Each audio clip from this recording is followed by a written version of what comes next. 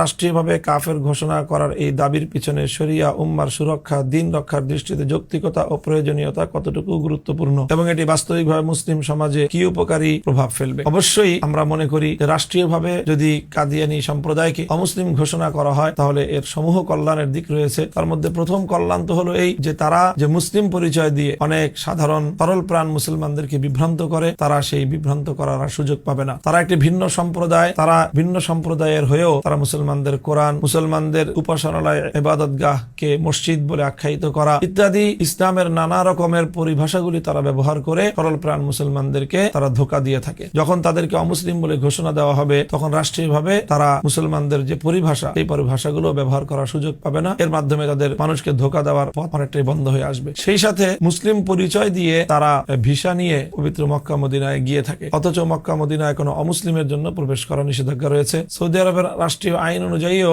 পবিত্র মক্কা মদিনায় কোনো অমুসলিমকে তারা প্রবেশ করতে দেয় না। কিন্তু কাদিয়ানী সম্প্রদায়কে যেহেতু পাসপোর্ট বা কোথাও তাদের ধর্ম পরিচয় শনাক্ত করা সম্ভব হয় না, তাদেরকে মুসলিম হিসেবেই দেখানো হয়। এই জন্য তারা অমুসলিম হয়েও মক্কা মদিনায় গমন করে আল্লাহ নবীর শহর দিয়ে এই নবীজির খতমে নবুয়তকে অস্বীকারী কুলাঙ্গার মানুষ যখন বিচরণ করে, স্বাভাবিকভাবে সেটি আল্লাহ রাসূল সাল্লাল্লাহু আলাইহি ওয়াসাল্লামের হৃদয়ে রক্তক্ষরণ ঘটায়। ইত্যাদি কারণে রাষ্ট্রীয়ভাবে অমুসলিম ঘোষণা করে তাদের ধর্মীয় পরিচয় শনাক্ত করা এটি অতীব গুরুত্বপূর্ণ একটি বিষয়।